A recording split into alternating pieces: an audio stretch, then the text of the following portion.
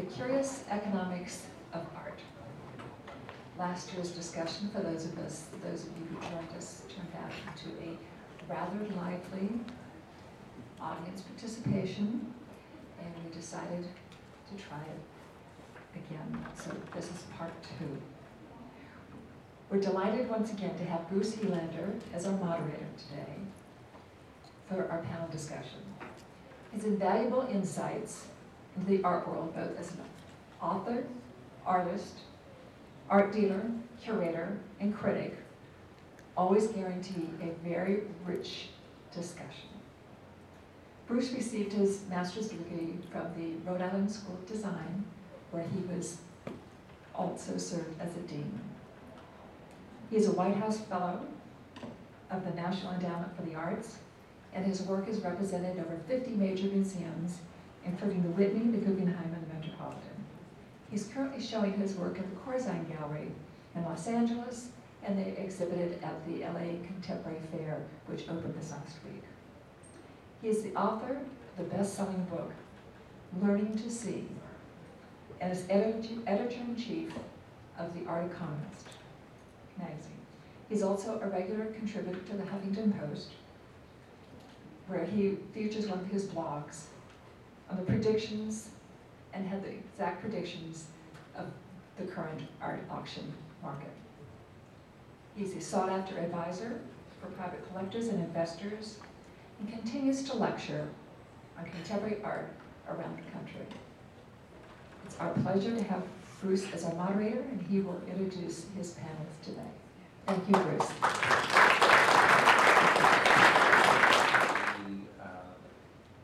The idea of having an art fair and not interacting with the community just from the financial side, the sales side, without these kinds of lectures is unfortunate. However, this fair feels an obligation and a civic responsibility to engage in a dialogue with those folks who are interested in contemporary art for whatever reason, investing a perspective on what's going on in the contemporary art world and so on and so forth. As you know, I am very interested in the art market. I'm the editor of the Art Economist magazine. And I am delighted now, after publishing for over a year, being able to have the opportunity to examine the art market, where it's going, what it means, and what are the various things that change the art market, put it in a direction, make it go up, make it go down. At any rate, we're delighted to have a distinguished panel here today. Coincidentally, the 3 panelists that are here also work as contributing editors to the Art Economist. I'm sorry to say that Jane Holzer was not able to make it. She is not well and is in Manhattan, and she sends her regards and her regrets.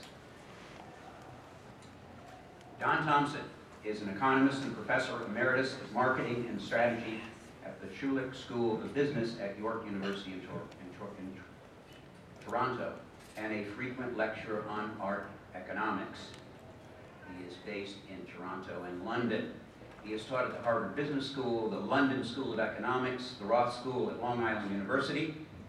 He's an author of 10 books, including The $12 Million Shark, The Curious Economics of Contemporary Art, which was the first publication to look at the economics and the marketing strategies that enabled the contemporary art market to generate such astronomical prices. $10 Million Shark. In fact, we love this book so much that in the beginning, new subscribers to the Art Economist got a copy of the $12 Million Shark. For those of you who are curious, for those of you who are collectors or just like to go to galleries, this could change your life. And I actually travel with it on an airplane to catch up to favorite chapters that I enjoy. This book has been published by Macmillan and has been translated into 11 languages, His latest book, Oracles on the Prediction of Markets, will be published by the Harvard Business Press in the spring of 2012.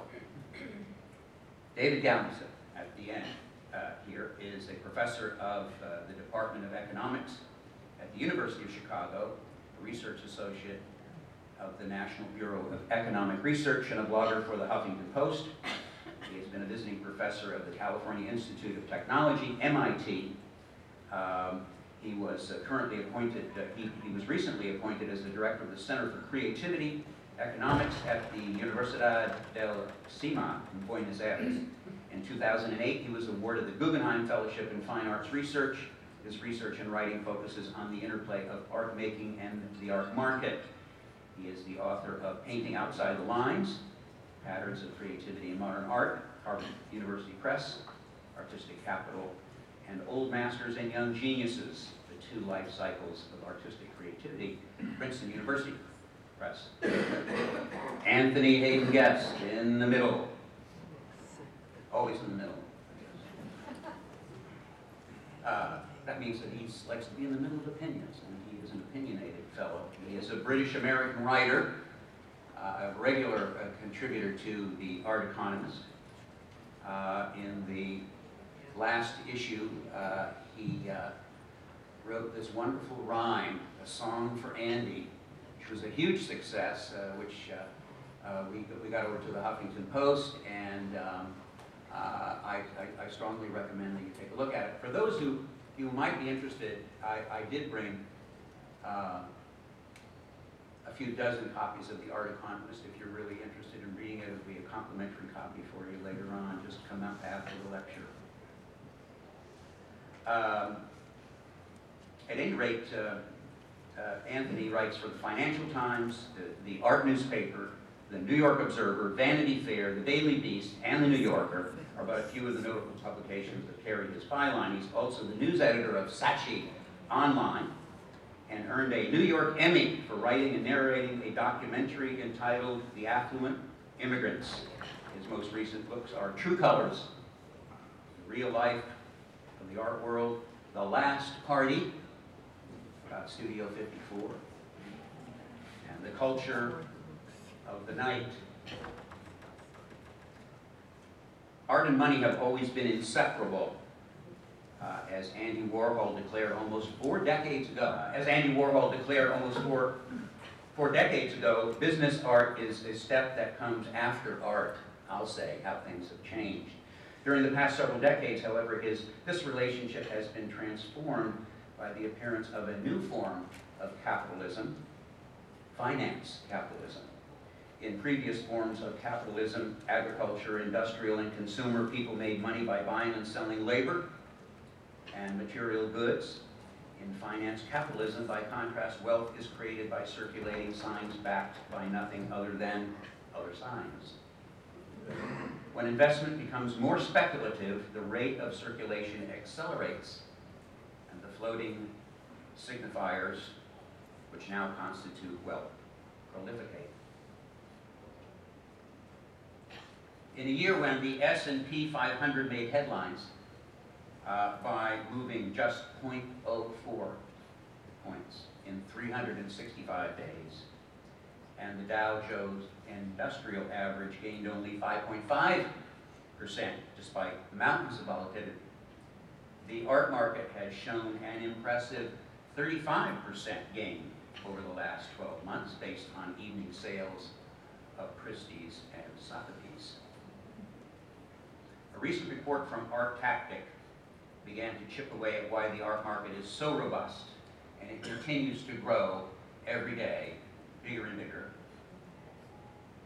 Rather, by using fine art as an investment tool is becoming more and more popular as equities remain flat and works by blue chip names like Picasso, Lichtenstein, and Richter continue to appreciate on the secondary market.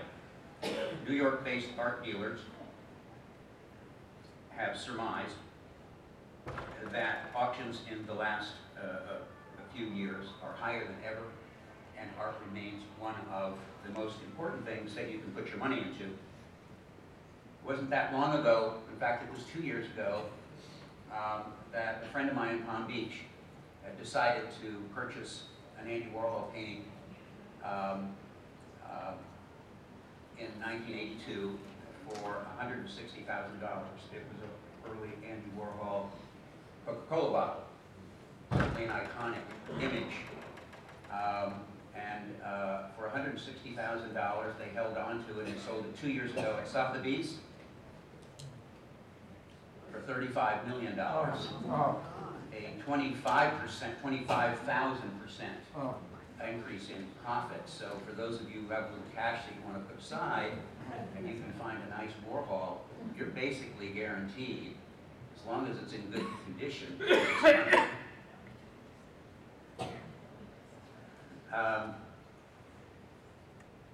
This new breed of collectors is largely buying art for its appreciating value and thus has an interest in keeping prices soaring upwards.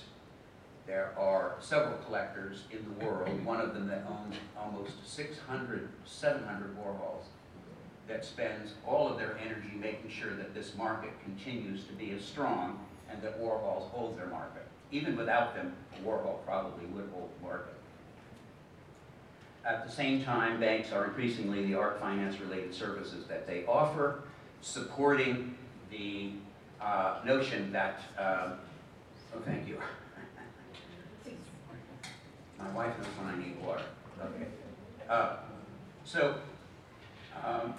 There's a new term that has been thrown around in the press recently, and it brings us to something called swag.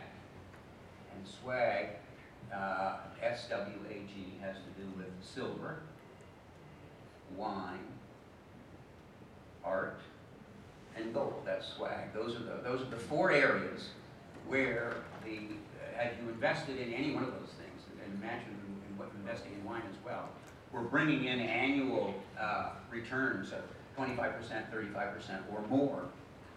So it's interesting that when you compare contemporary art that no one really felt had a prayer of increasing so dramatically, especially Andy Warhol. The first shows that Andy Warhol had, thank you, Claudine. The first shows that Andy Warhol had, nobody bothered to buy anything. His first tomato soup can show in Los Angeles did not sell, actually did sell one piece to Dennis Hopper. And the dealer decided to take it back and try to keep it all in one series.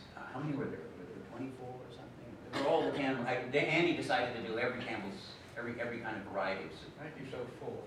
He sold 4 like that. But at any rate, Irving Blum decided to take them back and held on to them, and they were about $1,500 a piece. Nobody bought them. $100. That's why I like them in the middle. And he did finally, 20 years later, sell it to Museum of Modern Art, National Gallery for about, it's $100 million. So there you go. There's another interesting point of view. However, there's the old adage, what comes up must come down. And now I have my little performance here. The point of this, thank you very much. Thank you. The point of this is these bubbles eventually burst. And all the bubbles are still staying on the carpet here and they're not going anywhere, so my whole premise is at any rate, when prices of any commodity, whether it is, unfortunately, as we've learned, real estate wonders, is the art market bubble ready to burst? What do you think, Mr. Thompson? I could dance, but that would be pretty awful. Is there a bubble dance? A bubble dancer, right? The bubbles are all gone. Is there an art bubble? Will the bubble break? I'll give you 2 scenarios. One is the museum quality top of contemporary art is holding up because 2 museums in Abu Dhabi and Qatar are buying 1/3 of all high-end contemporary art in the world. the Abu Dhabi Museum alone is adding 1,400 works of art in 3 years. If you divide that, it's one per working day. And they say price is no object, quality is an object. The top of the market pulls up.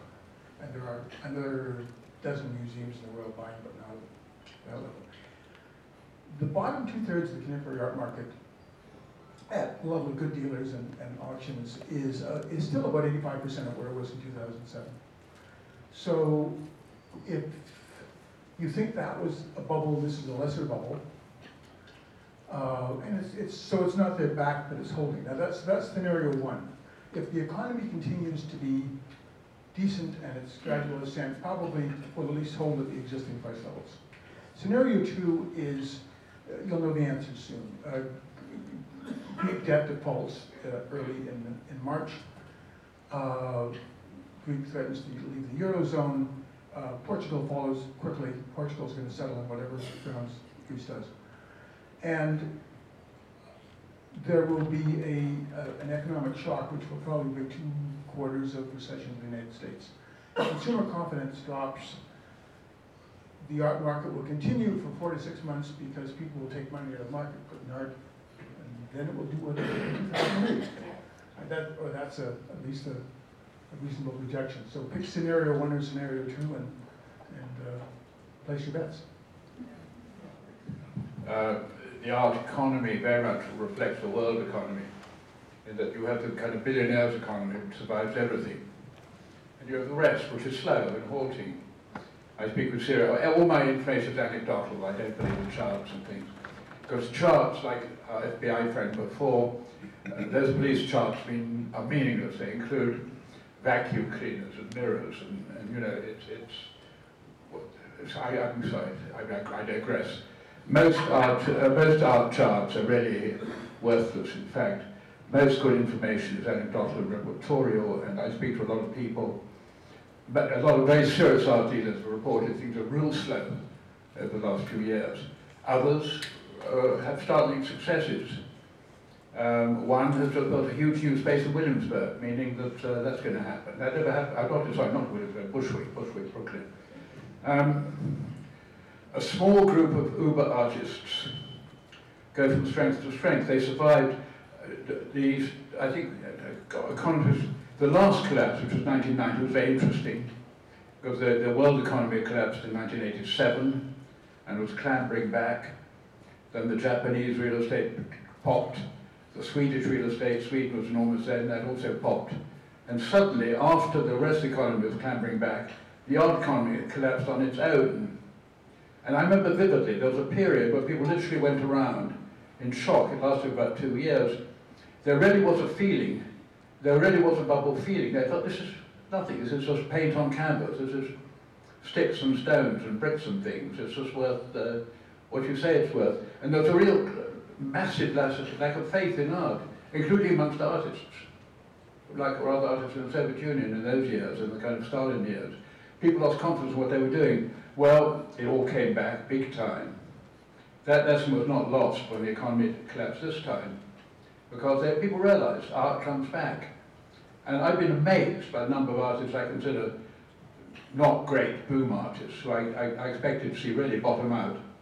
People like Anson Braille and people like that who make these big literary pieces, which really are like, you know, okay, we got the wrapping, what happened to the present, you know. Yeah, but they've survived, they've gone down somewhat. Damien Hirst I think he's a great artist, but he overproduces enormously. That's almost what he does, that's his modus operandi. So that's gone down a lot. But basically art survives because it is not a bubble. It has become, art has become part of, it's the upper end of the entertainment culture now. And it's really become a major, major language. It's replaced independent film, it's replaced pop music, which is totally corporatized. I consider it absolutely so integral to the culture that it cannot be a bubble. Art will rise, it will fall, it will rise and it will fall, but it will always be there until it's replaced by something else. But I don't see that happening anytime soon. Which we rank each month. And that I can identify a certain number of artists who are in the top 10, who are among the wealthiest, obviously, wealthiest productive living artists in the world. But the common denominator with many of them is that they use huge teams of assistants, much like the early glass-blowing artists. You can't blow glass unless you have a gaffer, unless you have a crew. That's basically the tradition. However, 25 years ago, artists who became conductors of an orchestra of activity really were not respected in many cases. It is very interesting now that artists like Dale Chihuly, who have 150 people with him, and he's always had the fingers pointed at him that he doesn't touch the work. Well, of course he doesn't touch the work, but he knows every little idiosyncratic detail of the work. Jeff Koons, certainly the most productive and probably one of the wealthiest living artists other than Jasper Johns in America, has a huge team. And Damien Hirst is one of the richest citizens in England, makes it entirely on his work, and he makes no qualms about being with a production team that he doesn't touch or whatever. All of this goes back to Warhol, the real live innovator who decided that it wasn't necessary to have the artist's touch on every piece of work, and certainly Warhol, day after day, week after week, is the most vociferous in terms of sales and in terms of values. David has some interesting comments on this notion of an artist not always doing his work. The title of my talk is Painting by Proxy, as Bruce intimated. David Hockney recently touched off a controversy with a poster advertising his new exhibition at London's Royal Academy of Arts that read, quote, "All the works here were made by the artist himself, personally." When the BBC journalist Andrew Marr asked Hockney if the statement was a dig at Damien Hirst, who employs up to 100 craftsmen to fabricate works that Hirst designs, Hockney nodded and said, "It's a little insulting to craftsmen. I used to point out at art school, you can teach the craft, it's the poetry you can't teach. But now they try to teach the poetry and not the craft." Hockney's comments created a minor scandal for British journalists because Hirst has effectively dominated the English art world for nearly 2 decades. And less than a week later, Hockney was forced to backtrack as the Royal Academy issued a statement on his behalf denying that Hockney, quote, had made any comments which implied criticism of another artist's working practices. Yet, Hockney's comments clearly had touched a raw nerve, because the issue of whether paintings should be executed by an artist personally is one that has never been fully resolved in the art world. My favorite statement on this issue was that of the French philosopher Étienne Gilson, a member of the French Academy, who presented his analysis of the art of painting in the 1955 Andrew Mellon Lectures at the National Gallery of Art in Washington. In considering what he called the essence of painting, Gilson stated, and I quote, "The nature of painting is such that the artist who conceives the work is also the one who executes it. Except for tasks of secondary importance that can easily be left to his assistants, it is the painter himself who confers the material and physical existence upon the work he conceives." For Gilson, unlike poets, novelists, and composers, who were white-collar workers, painters must necessarily work with their hands. He wrote, "When all is said and done, painters are related to manual laborers by a deep-rooted affinity that nothing can eliminate." Gilson left no room for doubt. He said, "A painter is the sole and total cause of his work." Now, Gilson, of course, knew that many old masters used assistants extensively in their studios. So, for example, Vasari tells us that when Raphael became successful, he was never seen at court without some 50 painters, and the scholar John Hope Hennessy noted that in this phase of his career, Raphael, over a large part of his work, became an ideator instead of an executant, as he made detailed preparatory drawings for works that could be painted by assistants. But Gilson described these cases as a master and assistants working together under his direction and responsibility, and he discussed several examples in which masters completed works that had been begun by assistants. And we know specific cases in which painters openly acknowledge these arrangements. So for example, in 1618, Peter Paul Rubens wrote to a patron that paintings not entirely by his hand are rated at a much lower price. We don't have to sit around, agonizing over the question of whether old masters took credit for paintings they had never touched, because the evidence on this is unambiguous for more recent times. Etienne Gilson's Mellon lectures were published in 1958, and the ink was barely dry on his claim that it was the touch of the painter that created the work of art, before a flamboyant compatriot of his conspicuously violated that claim. Early in 1960, in Paris, Yves Klein began to create paintings with what he called living brushes. Nude female models would cover themselves with Klein's patented International Klein blue paint, then press themselves against large sheets of paper tacked to the wall or spread on the floor.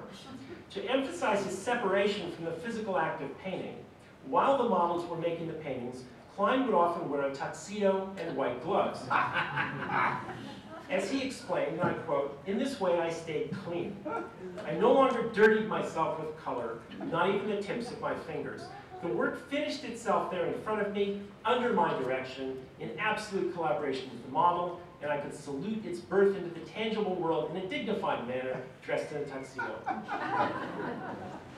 This process followed Klein's conception of the artistic process, for he believed that the artist should conceive works of art, but not personally produce physical objects. As he put it, true painters and poets don't paint and don't write poems. Andy Warhol may have done more than any other artist of his generation to subvert traditional practices associated with painting. In 1962, he began using silk screens to make his paintings, and almost overnight, he came to be seen as the leader of the controversial new pop movement. The demand for his work soared, and in 1963, Warhol hired Gerard Malanga as an assistant. In an interview that year, Warhol declared, "I think somebody should be able to do all my paintings for me." And in 1965, he told an interviewer that, in fact, Gerard does all my paintings. Years later, Warhol denied this and dismissed his earlier statement as a joke. Yet Malanga has said of the early years, and I quote, "When the screens were very large, we worked together, otherwise I was left to my own devices." For Warhol, painting by proxy was related to his use of silk screens, as he famously declared, "The reason I'm painting this way is that I want to be a machine." In 1968, Saul LeWitt began making what would become his trademark genre of art, works drawn or painted directly onto walls. In 1971, in a published statement about this new form, he described a complete separation in which the artist planned the wall drawing, then had it executed entirely by draftsmen. LeWitt went on to make hundreds of plans for wall drawings throughout the remainder of his career until his death in 2007. He virtually never executed these wall drawings himself, and in most cases, he never even saw them. Interestingly, LeWitt went beyond the practices of Klein and Warhol in one intriguing respect, by achieving a kind of productive immortality. His drawings continued to be executed even after his death in precisely the same manner as they were during his lifetime. So for example, and nobody really comments about this, but one of his drawings was executed on a wall of the new wing of Chicago's Art Institute when the wing was built in 2009, 2 years after LeWitt's death. In recent decades, it has become commonplace for successful painters to have assistants perform most or all of the labor involved in executing their finished works. Jeff Koons is among these. In 2000, Koons told the critic David Sylvester that he didn't have time to execute his paintings, but that his staff of dozens produced works identical to those he would have made. In a very flattering question, Sylvester asked why, unlike Raphael and Rubens, Koons chose not to do any of the actual painting himself. And Koons explained that painting would actually interfere with his development as an artist. I quote, "My vocabulary isn't just the execution of it, it's also a continued conception of where I want my work to go in another area. So it has more to do with the reality of being able to be in a position where I can continue to grow as much as possible as an artist instead of being tied down in the execution of the work." To my knowledge, this is the first time in the Western tradition that a painter actually said that painting would damage his career. I can only imagine what Rembrandt would have thought of this, but this is chutzpah. Damien Hirst has defended his practice of using assistants to make his spot paintings on the grounds that the assistants do better work than he did. Quote, I only ever made 5 spot paintings personally, and I'm taking out some of the, there's some saltier language here. I'll leave that aside, it's unnecessary. He said, personally, I did them on the wrong background. There's the pinholes in the middle of the spots. Under close scrutiny, you can see the process by which they were made. The best person who ever painted spots for me was Rachel Howard. She's brilliant. The best spot painting you can have by me is one painted by Rachel. Hirst also commented, he said, the dots are boring to make, and I love other people.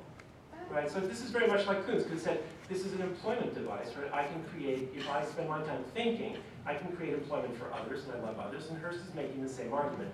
In the same interview, Hirst made a comment about the gridded spot paintings that I think echoed Warhol, and I quote, I want them to look like they've been made by a person trying to paint like a machine. We might draw several conclusions from this brief examination of the history of painting by proxy. One is that Etienne Gilson made a very fundamental error by stating that there were immutable rules of art that could never be violated. In doing this, he failed to recognize the force of the conceptual impulse in 20th century art. The story of art in the past century is in large part one of young, iconoclastic, transgressive innovators breaking every significant rule, tradition, or convention that they could identify. Gilson was foolish not to anticipate that conceptual artists would find a way to break the rules of painting. He published in 1958, and his ostensibly immutable rule, in fact, survived less than 2 full years. Another conclusion is that it is readily understandable why David Hockney had to withdraw his criticism of Damien Hirst's painting by proxy. For Hockney's criticism applied not only to Hirst, but to one of the most vital trends in the advanced art of the past 50 years. Yves Klein, Andy Warhol, Robert Rauschenberg, Sol LeWitt, Jeff Koons, Damien Hirst. These are only the most famous of the painters of recent years who have rarely, if ever, touched their own canvases. Painting by proxy simply appears too firmly established in the modern canon to challenge successfully.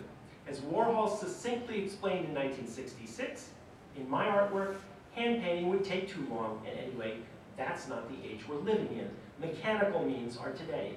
More recently, Damien Hirst updated this attitude, observing, quote, the painter has stopped being this hairy guy with paint all over him. He became a guy in a suit or a lab coat.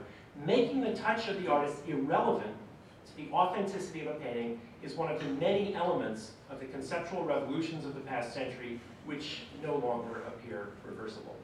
Thank you. I just came back from New York, where I went up to review the Damien Hirst spot paintings, one on Madison, one on 21st Street, one on 26th, thousands and thousands of spots, and I must tell you that that they were not painted by the artist, but they still had a great deal of power, and they represented one of the most remarkable cachets of valuable work done in recent memory. It's not only just the artist's touch, it's often the artist making materials that are not made with paint, not made with acrylic, made with other kinds of substances, conceptual or otherwise. Don, I think you've got a couple of observations. Well, it appears you're going to hear a lot about Damien Hirst. When you get a title like The Curious Economics of Contemporary Art, the 2 words that jump to mind are Damien and Hirst. And there hasn't been an auction in the last few years that hasn't produced amazing results. In the last list that we compiled of the top 300 artists, we have found that 2 artists, little old Katie Nolan went up 66 points out of the top 300 in 1 month, and Paul McCartney, the painter, went up 37 points. These are huge jumps for certain artists, and anyone who keeps their eye on the ball and realizes that artists who are able to jump that high have a great deal of strength behind them, not only aesthetically, but financially. Jasper Johns, bless his soul, still hanging on, holds the world's record at a hammer price for auction, $28,642,000. Jeff Koons is in 2nd place, Richter in 3rd, Damien Hirst in 4th, not for long, and so on. Time goes fast when we're having fun, and I find and when I moderate the panel, some of the most interesting questions and some of the most interesting dialogue that we have is when we open this up to questions. We can't cover everything. We have a table full of experts that will be able to answer any questions that you have on the curious economics of contemporary art. No question refused, so if you have one, raise your hand, and one of us will try to answer it. Yes? All of you have different perspectives, and given what Thompson said regarding the Greek default, that there are two ways that the art world might go in terms of a bubble, scenario 1, scenario 2. I'd like to give, if you gentlemen don't mind, giving each of your perspectives on what you think. Oh no, I have to say. No, just continue. I'd like to know your perspectives, each one of you, because you do come from different perspectives, in terms of why this, just not that it's very soon that this situation may come to fruition, what your feelings are about that possibility affecting the art world. Well, I mean, this is uncharted territory, but I mean, just like with my little bubble performance, you know, as things get bigger and richer and more money, more and more demand, something happens. That's just the way the economy works. And I think that's the other thing that makes it so exciting. There are very few people who, if you know what you're doing and you know the artist and you're able to acquire a great example of the artist, will not make money on contemporary art. In fact, there are plenty of artists out there, some of them not and only maybe not living right now, but if you were to acquire a great Louise Bourgeois work, you know, her dealer was extremely careful with holding on to that work and still would be very valuable. That bubble isn't going to break. There are other artists that are inflated values, and they're going to be in trouble. But as far as an overall bubble, I think you know, we all have different opinions on that. Maybe it won't happen in the art world. Would you like to comment? Anybody who tells you they know what's going to happen in Europe is a fool. It's like an acrimonious divorce. You've got two very strong sides. Much of the debt is held by very few people who bought it at the dollar. It's like a divorce where nobody wants to go to trial, but everybody wants to go right up to the courthouse door and bluff the other one. So, but you know, if you get acrimonious enough, maybe it happens. If it happens, will people take money? Will people sell art, as happened in 08, or will they buy art as a hedge against the future? Again, take your chances. Anthony, a quick. Yeah, I'd like to make a point about that. If you look back at, say, art magazines from, say, the 80s or back to the 70s, 60s, you'll find that filled with names now totally unfamiliar. This is not happening right now. It hasn't been happening for about 10, 15 years. Primarily because no one listens to writers anymore. Critics are not particularly important, except as telling collectors what to buy and what not to buy. Very few artists are getting lost totally in the shuffle right now. There's lots of factors. Another factor is the art world has, the size factor is something very few people recognize, that the art world used to be tiny. It really was small. The whole New York art world used to fit nicely into Max's Kansas City. Now, continents have come in. There are probably not any more artists working now than probably in human history combined, but more good artists working now. There are more collectors than ever. And there's probably, I would say, a few years ago, people said the art world in its upper echelon, talking about contemporary art world, was supported by about 300 collectors. It's probably now about 1,000, many of whom are Chinese, and that's only the half of it, because the Tate Modern is the third biggest tourist attraction in Great Britain. The Factory 798 in Beijing is the third biggest tourist attraction in China after the Great Wall and Forbidden City. It is really what has always, people always said, it's kind of a religion now, and I think there'll always be people buying it. But I hope more bad artists disappear, but I don't see enough signs of that yet. Very important point. There is one other thing to consider as opposed to 20 years ago. You know, when I was a dealer on West Broadway and Worth Avenue, we try to find secondary market works. We have to send off a little letter, or we'd send off a little fax or something, and maybe something would fall into our hands a couple of weeks later. Now the art world is instant.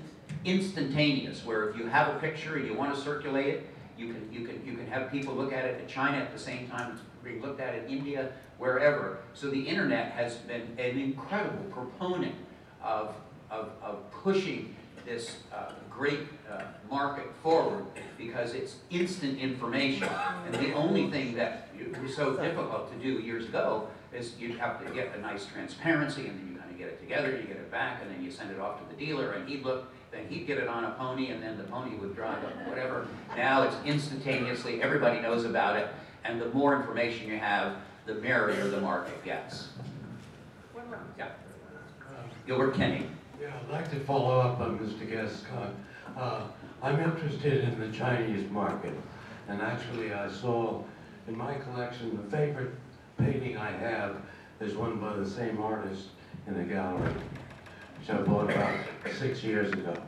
And that is now a tremendous market, as was mentioned, and there's so much money in China buying wine, buying silver, buying ceramics, and buying art. And also it relates to the phenomenon of the artist hands-on, because they have huge workshops too. And so, and I think China is the leading one, but also India now, there are many wealthy Indians buying Indian art.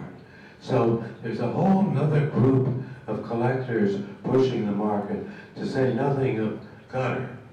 And it happens the Emir of Qatar has built a mega mansion on my block in New York.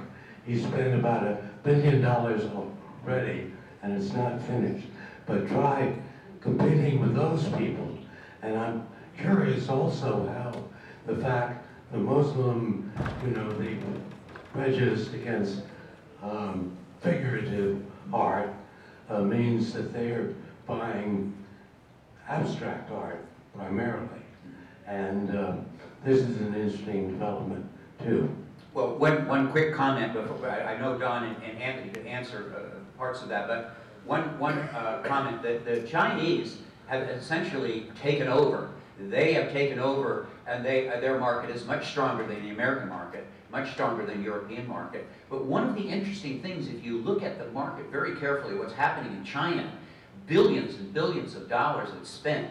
A lot of Chinese feel it's their patriotic duty to buy Chinese. And that is actually making the market explode. That's one very important ingredient there. There are plenty of collectors in America that don't necessarily care whether you were born in St. Louis or whether you're a transplant from, London or whatever. Comments? Yeah, as you can tell, I'm normally a skeptic about bubbles, but I think the Chinese art market is a bubble. I think it's totally run by speculative collectors. There's no institutions there, there's no writers. I think some of the photographers who first surfaced are wonderful. There's a very good woman artist called Shao Fei who does very good video. I think those star artists are most, I like the great Ai Weiwei, he's interesting, but the others are. They're very reminiscent of the first Russian artists who appeared after, what did they used to call it, after the thaw. A lot of people imitating American pop art, basically, painting Lenin with Mickey Mouse and that kind of thing. That's essentially what they're doing, a lot of those people, and I don't think they're going to last. Any other comments? We just got a few. We've got a couple more minutes, or? We have plenty of time. We have one guest who's got to head to the airport. Anthony is back to New York, and he landed here 2 hours ago, and God bless him, he's back for another event in New York City tonight. Thank you, Anthony. The cab is waiting. The airport is 9 minutes away. Right, but we can take more questions of our other guests. We'll see you in New York, Anthony. Thank you so much. Yeah. We can take some more questions, though, from our other guests. Yes, ma'am. This is a question for Bruce. What do you think of the market for studio glass and studio furniture? There will always be a market for studio furniture, but the most valuable furniture is the classic furniture that was made the turn of the century, the Art Deco period. I mean, it'll all come later. I think that there are very few works done in glass that are of a very high value, but I'm more interested in artists like Kiki Smith, who produces her work in glass, as does a number of other artists now. It's not, it's just another extension of their palette. What I don't like is an artist who feels that when they start out with glass, that's all they can do, that's all they can produce. Glass has a great history, but glass first started as a utilitarian object. It was meant to hold water. It was meant to serve food. It was meant to hold wine. It has progressed and it has matured to a very high art. But for me personally, and I collect lots of works of art, a lot of work by unknown artists, people I don't know who they are, whatever. But I tend to go for the works that are out of glass that are utilitarian in nature, that have a useful purpose. And there are actually very few glass artists that I think are worth the investment. There's a lot of glass being produced, and it's not always holding its market, in my opinion. We can take one last question. Yes. Hi. Hi, Norca. Hi. So just to elaborate on the Chinese collection, art market, and the possible bubble, you know, it's true. I've heard that the Chinese are feeling, you know, sort of patriotic, that wanted to buy their own work. But it has also been said that they're sort of trying to take back their culture. They're very proud of their culture, and they're trying to take that back. And collectors from outside of China are purchasing, it has been said, purchasing Chinese art in hopes that this, you know, this patriotism of Chinese, you know, collectors purchasing Chinese art will eventually want to purchase their, you know, outside of China art from them. And so it's an investment in that case. So for instance, if I were an American collector, I'd be purchasing Chinese art in hopes that, you know, some Chinese collectors will want to come after me in a couple of years and I'll make an investment on it. Well, I think it's a very good point because there are a lot of very prominent collectors who are collecting Chinese art, and of the 10 covers that we've done so far, the 10 cover stories, 4 of them have been on Chinese artists. I think it's a combination of trying to protect your own, of this notion that there's a new art market that never existed. I mean, 20 years ago, Chinese were not able to purchase whatever they wanted. Now there are, starting to become more billionaires in China than there are in America. And that money is going into contemporary art and impressing their friends and decorating their homes and being patriotic at the same time. Would you like to add anything onto that? That's the last question, so we're going to pull it up. Well, there are two different factors. There's a rather tricky one. The market for Western art in China is largely through the auction houses in Hong Kong. The market within China is for Chinese art. But the expensive prices are, a lot of them are Chinese art in the West that is being repatriated. It's a tremendous cultural desire to bring back the treasures stolen by the West over the many years. And in an economy where you really have to have the goodwill of the government to get anything done, you earn points by repatriating cultural objects. A piece of art that's owned in the West will bring more money than a piece of art that's owned in China because there is this cultural bonus to it. But if that disappears, if the government stops rewarding that or is perceived to, what happens to the Chinese art market? We don't know. I agree with the comment that the Western market for Chinese art is promising because Chinese art, and I can say this but not really explain it, Chinese art translates well into Western culture. It looks right to us. It has a message and it feels good on your wall. To a much greater extent than Indian art. The market for Indian art in the West is largely Indian expatriates. Middle Eastern art doesn't feel quite as good. Russian art feels fine, but has no market here, so I don't know what you make of that. But there is a feeling that Chinese art fits on your wall and adds something, and I think it's a continuing thing. I think there's one last thing to not overlook in the economics, the very curious economics of contemporary art. Art making by young artists who are completely unknown are out there and are very valuable. And they're in Bushwick, and they're in the south side of Chicago. And we did, as you know, for those of you who are subscribing to our magazine, we have a very popular section called Artists to Watch. And we talked about one artist in Brooklyn whose work was going for $5,000 or $6,000, and we felt it was terribly underpriced, and we felt that he was a good person to bet on.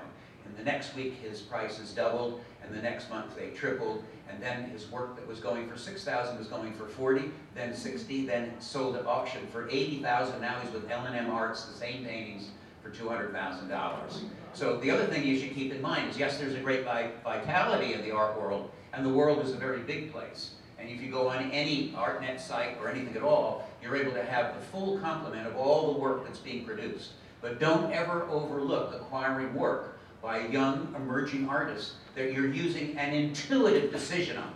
The best art, the art that's always paid off, has been the artwork that you had some kind of a response to and that you loved working with it.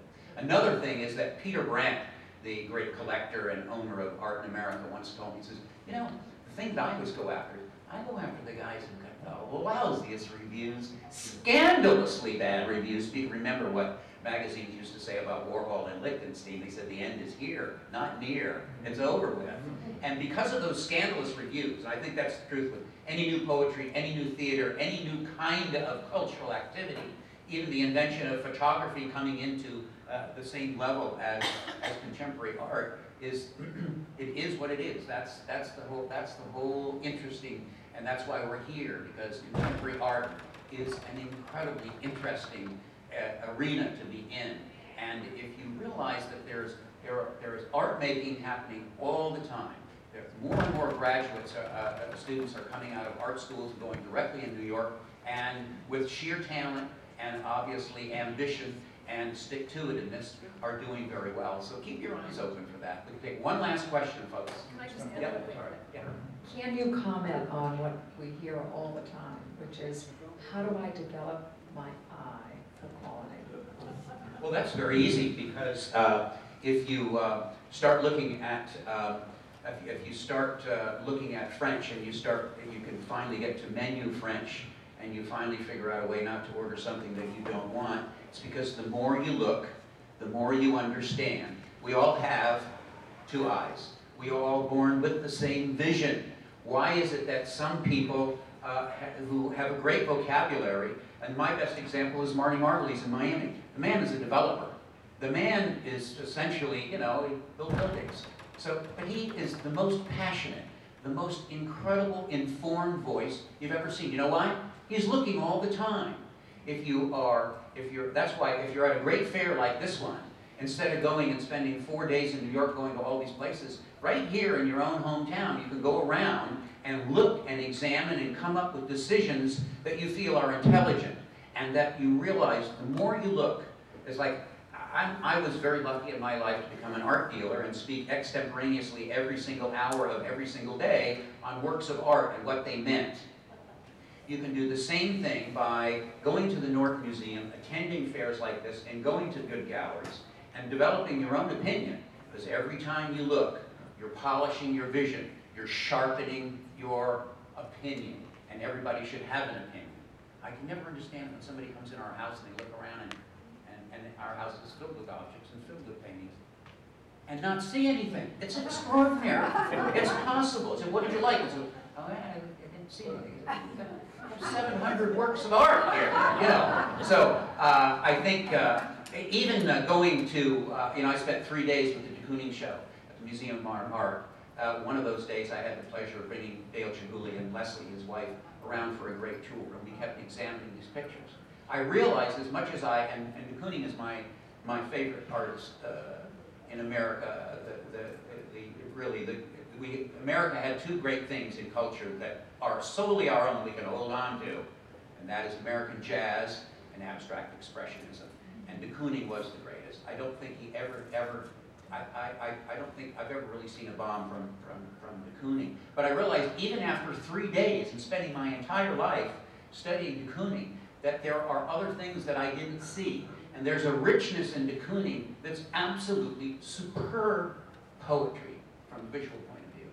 And if you don't understand de Kooning, it's just simply going back and taking another look and taking another look, and it'll all come together. It is the most beautiful visual poetry ever made on this planet, as far as I'm concerned. Thank you very much for coming, ladies and gentlemen.